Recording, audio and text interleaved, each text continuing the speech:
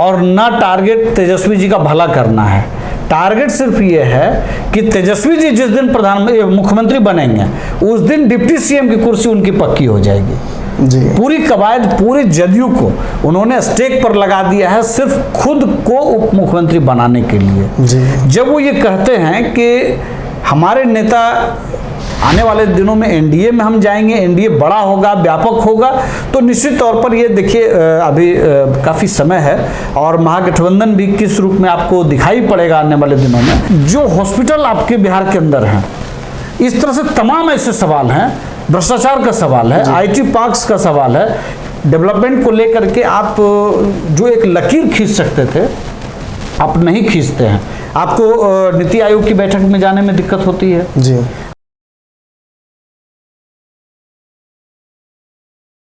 नमस्कार, भारत लाइव देख रहे हैं आप। इस वक्त तो आपको पता ही होगा बिहार में सबसे बड़ा अगर कोई जलजला आया है तो वो महागठबंधन में मांझी जी का स्टेटस।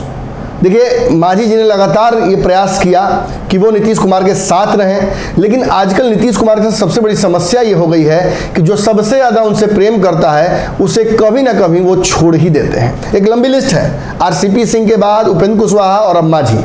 ये एक पैटर्न है जिस पैटर्न पर पार्टी काम कर रही है। कौन फैसला ले रहा है, क्या कर रहा है, ये तो आप बेहतर समझ रहे हैं। आज संतोष मांझी ने अंततः उबकर नीतीश कैबिनेट से इस्तीफा दे दिया है। प्रारंभिक जो उन्होंने जवाब दिया है इस मुद्दे पर वो ये कहा है कि हम पर मर्जर का दबाव था इसलिए हमने इस्तीफा दे दिया, लेकिन पर्दे के पीछे कहानी बहुत अलग है। दरअसल सीटों को लेकर मांझी जी को ऑफर जो लगातार वो मांग रहे थे उस पर कोई सहमति नहीं मिली। पूर्णिया के मंच से जो वादा नीतीश कुमार ने किया था उसकी वादा खिलाफी पटना में हो गई है। इन सारी बातों पर चर्चा करने के लिए हमारे साथ राहुल कुमार जी हैं जो कि आरएलजेडी का पक्ष रखेंगे। सर, सबसे बड़ी बात यह है कि आप लोगों ने तो दावा ही कर दिया था कि महागठबंधन टिकने वाला नहीं, मांझी जी कभी फरार हो सकते हैं, लेकिन ऐसे देखिए सबसे इम्पॉर्टेंट बात यह है कि बिहार की राजनीति में जो आज की तारीख में सबसे अविश्वसनीय चेहरा है वो माननीय नीतीश कुमार जी का है।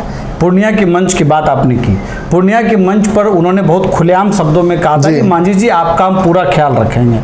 इसका मतलब ये था कि दलित समुदाय का पूरा ख्याल रखेंगे। बिल्कुल।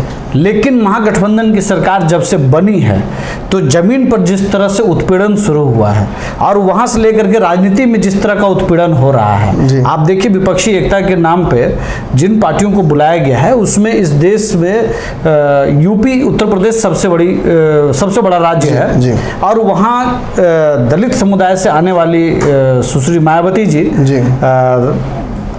काफी दखल रखती है। अभी उनका सांसदों की संख्या भी अखिलेश जी से ज्यादा है, अखिलेश जी से ज्यादा है सांसदों की संख्या, और उनको विपक्षी एकता में बुलाने की जरूरत नहीं समझता है। तो क्यों नहीं बुलाना चाहता है? एक माइंडसेट है कि हम इस समाज को या इस तबके से आने वाले नेता को हम हमेशा दबा करके रखेंगे।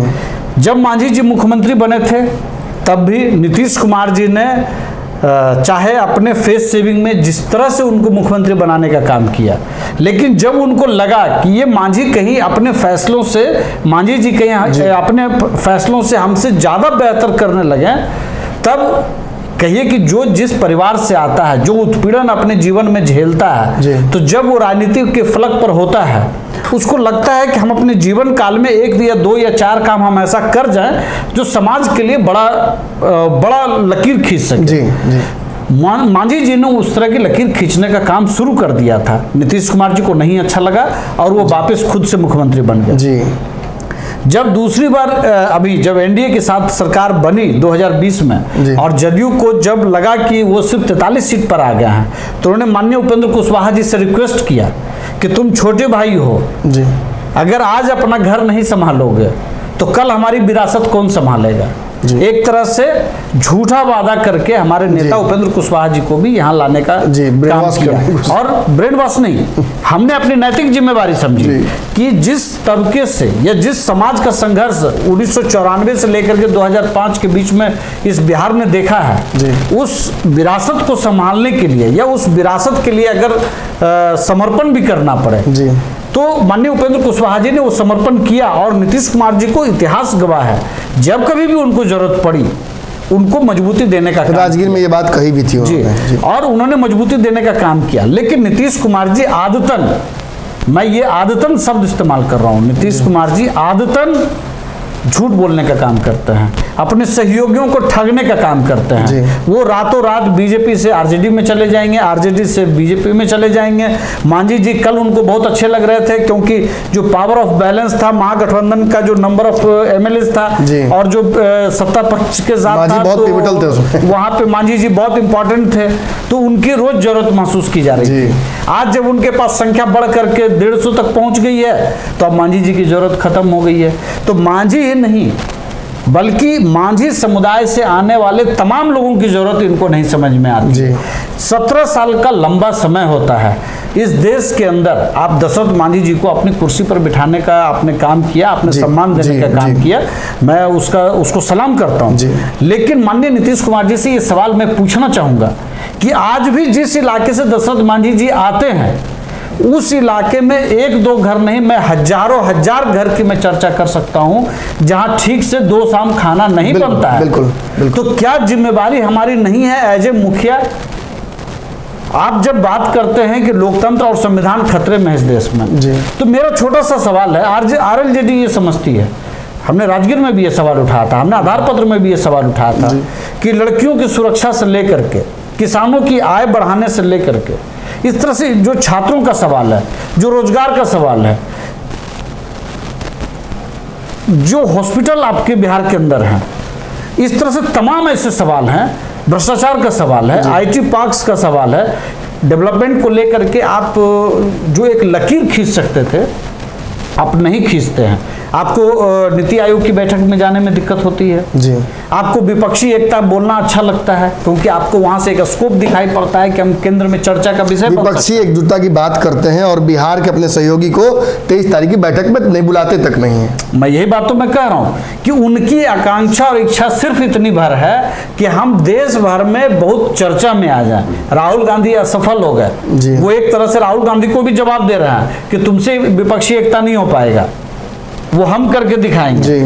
खुद बिहार के अंदर विपक्षी एकता कर नहीं पा रहा है, मांझी जी को नहीं संभाल पाए जी। क्यों नहीं संभाल पाए? मांझी समाज अगर अपने अधिकार के लिए आगे बढ़ रहा है तो आपको भागीदारी देनी पड़ेगी, और नहीं देंगे तो दलित समुदाय आगे बढ़ करके 2024 में 25 में आपसे छीन लेगा। मांझी जी पर विलय का दबाव डाला गया था, आपने भी अपनी पार्टी का विलय किया था एक वक्त, बड़ा इंपॉर्टेंट है समझ पाना। मांझी जी ने यह भी कहा है कि हमारी पार्टी एक सर्टेन समाज का आवाज है, और उस आवाज को दबाने की कोशिश अगर की जाएगी तो वो संभव नहीं है। और कहीं ना कहीं आपने जो विलय किया था वो भी एक बड़ा एग्जाम्पल है बिहार के। बिल्कुल, मैंने वही बात अभी मैंने कही कि बिहार के हित में हमारे नेता ने बहुत बड़ा सैक्रिफाइस किया था जी। बहुत लोग दुष्प्रचार करने लगे जदयू में कि हमने एमएलसी के लिए किया जी। तो हमारे नेता ने तो 1 सेकंड के अंदर एमएलसी का पद ठुकरा दिया जी, छोड़ दिया उन्होंने, केंद्रीय मंत्री छोड़ दिया तो एमएलसी के लिए। बिल्कुल। तो मेरा यही कहना है कि जब बिहार के हित की बात होगी, सिद्धांत पर सवाल उठेगा, उपेंद्र कुशवाहा हमेशा वहां पर खड़े दिखाई पड़ेंगे। लेकिन अगर आप हमको समझते हैं कि इसको बहला फुसला करके समाज को, नेता को, कार्यकर्ताओं को ठग लेंगे, उसको संकट में ला देंगे, तो ये समाज भी खड़ा होगा, ये नेता भी खड़ा होगा। और मांझी जी ने तो ठीक कहा कि ठगने का काम कर रहे थे, विलय का दबाव। आपको ये समझना पड़ेगा कि जब मांझी जी की इंडिविजुअल जरूरत थी, जब पिछले दिनों जब एनडीए की सरकार संकट में था और महागठबंधन बिल्कुल कहिए कि ग्रामीण भाषा में एक शब्द है तट ऊपर, मतलब लगभग दोनों एक दो बराबर थे, तब मांझी जी बहुत अच्छे थे। मेरा बस इतना ही कहना है कि नीतीश कुमार जी को एक बहुत बड़े वर्ग से नफरत है जी। उनके आसपास आप कहेंगे कि भाई ये बात आप कैसे कह रहे हैं, मैं बहुत छोटी सी बात में कह रहा हूँ। आप देखिए उनके इर्द गिर्द जितने नेता हैं, सारे जनाधार विहीन नेता हैं, सारे कलफ वाले नेता हैं। उनके कुर्ता में एक आपको सिकुड़न नहीं दिखाई पड़ेगा, अंग्रेजी बोलने वाले होंगे, बढ़िया कॉस्मोपॉलिटन शहर के एग्जीक्यूटिव टाइप के दिखेंगे। लेकिन जो गरीब जनता के बीच से उठ करके आने वाला कोई नेता अगर उनके इर्द गिर्द दिखाई पड़े तो आप मुझसे कहिए। एक बड़ा सवाल यहाँ ये भी खड़ा होता है कि अब तो वहाँ फैसला उन्होंने ले लिया और इसके आगे का रास्ता क्या बनता है ये भी समझ में आ जाता है ऑटोमेटिकली। एनडीए का कुनबा बढ़ने की स्थिति में अब आ रहा है।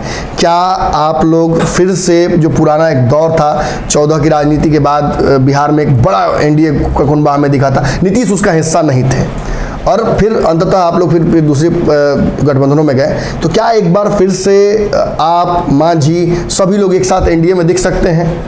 देखिए, अभी मांझी जी ने ये नहीं कहा है कि वो महागठबंधन छोड़ करके जा रहे हैं। अभी मैं आपके आने से पहले मैं मांझी जी को सुन रहा था कि मैं फिलहाल गठबंधन में हूँ, तो निश्चित तौर पर उनको आने वाले दिनों में वो कुछ फैसला करेंगे। इसी बीच हमारे नेता भी, आपको जानकारी है कि वो कई मौक़ों पर वो कह चुके हैं कि आने वाले दिनों में बिहार की तरक्की के लिए, बेहतरी के लिए जो सर्वोत्तम कदम होगा वो कदम उठाएंगे। आने वाले दिनों में एनडीए में हम जाएंगे, एनडीए बड़ा होगा, व्यापक होगा, तो निश्चित तौर पर ये देखिए अभी काफ़ी समय है और महागठबंधन भी किस रूप में आपको दिखाई पड़ेगा आने वाले दिनों में, ये अभी आप नहीं कह सकते। वहाँ सीपीआई है, वहाँ सीपीएम है, वहाँ माले है, वहाँ कांग्रेस है, वहाँ आरजेडी है, वहाँ जदयू है। अभी तो सवाल तो ये भी है कि कल परसों 2 दिन पहले आदरणीय लालू जी का 76वां जन्म दिवस था और मैं तो यहाँ आपके माध्यम से मैं उनको बधाई देना चाहता हूँ कि सामाजिक न्याय के निश्चित तौर पे वो बहुत बड़े पुरोधा रहे हैं, लेकिन अब उनकी राजनीति भी चूक रही है और उम्र के उस कगार पर पहुंच गए हैं जहां अब उनको आराम करने की जरूरत है। लेकिन उनके ही परिवार के बहुत सारे लोग महत्वाकांक्षी हैं जो ये समझते हैं कि जल्दी से जल्दी मुख्यमंत्री हो जाओ, और भी सांसदों की लाइन उस परिवार के अंदर भी है कि भाई और भी लोग सांसद बने। लेकिन आपको मैं ये कहना चाह रहा हूँ कि विपक्षी गठबंधन का जो सवाल है वहाँ पे कि जब से महागठबंधन की सरकार बनी तो नीतीश कुमार जी ने कई अवसरों पर यह दिखाने का काम किया गेस्चर के तौर पर कि छोटी छोटी बात के लिए भी वो पैदल लालू जी के यहाँ जाते दिखे हैं। पहली बार सरकार बनने के बाद एक महत्वपूर्ण दिन था जब इतने बड़े नेता रहे हैं और सामाजिक न्याय में उनका बहुत बड़ा योगदान रहा है, उनको फोन पर ही बधाई दे करके उन्होंने काम चला लिया। तो जाहिर सी बात है कि नीतीश कुमार जी पर खुद अभी दबाव है कि जो 16 सीटें उनके पास थी वो 16 सीटें भी आरजेडी उनको देगी कि नहीं देगी, ये अभी नीतीश कुमार जी निश्चिंत नहीं है। अंतिम सवाल है मेरा, ललन सिंह कहते हैं कि नीतीश कुमार पीएम के उम्मीदवार नहीं है, नारा मत लगाइए, इससे कमजोर होगा। और वहीं दूसरी तरफ केक कटिंग के दौरान हमने देखा कि तेजस्वी यादव बिहार का सीएम हो, वो नारा लगता है। क्या लगता है नीतीश को पीएम बनाना टारगेट है ललन सिंह का कि तेजस्वी को सीएम बनाना टारगेट है? देखिए, टारगेट ना तो नीतीश कुमार जी को पीएम बनाना है और ना टारगेट तेजस्वी जी का भला करना है। टारगेट सिर्फ ये है कि तेजस्वी जी जिस दिन मुख्यमंत्री बनेंगे उस दिन डिप्टी सीएम की कुर्सी उनकी पक्की हो जाएगी। जी। पूरी कवायद पूरे जदयू को उन्होंने स्टेक पर लगा दिया है सिर्फ खुद को उप मुख्यमंत्री बनाने के लिए। जी। जब वो ये कहते हैं कि हमारे नेता चुनाव के बाद तय होगा कि इस गठबंधन का लीडर कौन होगा, जी। तो अभी 8-9 महीने बाकी हैं, आप बिहार का काम कर लीजिए ना। जी। बिहार के अंदर सैकड़ों बच्चियों के साथ रेप की घटनाएं घट रही हैं। गया में ऑटो में लड़की को खींचा गया, फिर फेंक दिया गया और कैजुअलिटी होने की संभवतः खबर आ रही है। इस तरह की घटनाएं पूरे बिहार के अंदर हो रही हैं। देश के स्तर पर एमएसपी अभी गेहूं का दाम, चना का दाम, दलहन का दाम, तिलहन का दाम बढ़ाया गया है, लेकिन जो आरजेडी मंडी की बात करते थे बिहार के अंदर, जब से सरकार आई है तो मंडी पर वो चुप है। बिहार के किसान आखिर कहां पर जाकर के बेचें? आप कहेंगे कि पैक्स में बेचें, तो मैं आपको आंकड़ा बता देता हूं। पैक्स में पिछले 4 साल से गेहूं की खरीद सिर्फ 1000 से नीचे लोगों की हुई है। इस बिहार के अंदर 1 करोड़ से ज्यादा लोग गेहूं की पैदावार करते हैं। दलहन तिलहन तो खैर खरीदा ही नहीं जाता। तो यहाँ के किसानों को उचित दाम मिल जाए, इसकी चिंता उनको नहीं है। शिक्षक आंदोलन पर हैं, किसान सलाहकार आंदोलन पर हैं। अब तमाम बिहार आंदोलित हो रहा है और इनको विपक्षी एकता करना है। बिहार संभल नहीं रहा है, मांझी जी संभल नहीं रहे हैं और विपक्षी एकता करना है। सिर्फ ये कवायद है। नीतीश कुमार जी जिस स्थिति में पहुंच गए हैं, जहां पे वो अब राजनीति करने के लिए भी अब अनिच्छुक हैं, वो थक गए हैं, परेशान भी हैं और उनके जो चारों तरफ के जो लोग हैं तमाम लोग भ्रष्टाचार में लिप्त हैं और उन्हीं में से एक व्यक्ति चाहते हैं कि हम डिप्टी सीएम जितनी जल्दी बन जाएं बिहार के। तो बड़ी बात है, बिहार की राजनीति में लगातार जो परिवर्तन हो रहा है इस पर हमारी तो पैनी नज़र है ही। उपेंद्र कुशवाहा की पार्टी के लोग भी लगातार इस बिहार की बदलती हुई राजनीति पर अपनी नज़र रखे हुए हैं। संभावनाएं बदल रही हैं, धीरे धीरे गठबंधनों का स्वरूप बदल रहा है। आगे चल के कौन ऊँट किस करवट लेता है ये देखना इंटरेस्टिंग होगा। फिलहाल इस चर्चा को जारी रखने के लिए आप कमेंट सेक्शन में आके अपनी राय दे सकते हैं। धन्यवाद। अगर ये वीडियो पसंद आई और वह बिहार के राजनीति और बिहारियत से सरोकार रखेनी तो सब्सक्राइब बटन दबा के चैनल के सब्सक्राइब कर ली। ओजे एगो घंटी बा, ओकरा बटन दबा देला से कुल सटीक और मारक खबर रुआ मुफ्त में मिल जाई। अगर रुआ पत्रकारिता के हमनी के नया प्रयोग में सहयोग कर चाहतानी तो ज्वाइन बटन दबा दी। पेटीएम नंबर नोट कर ली 9386816700। धन्यवाद।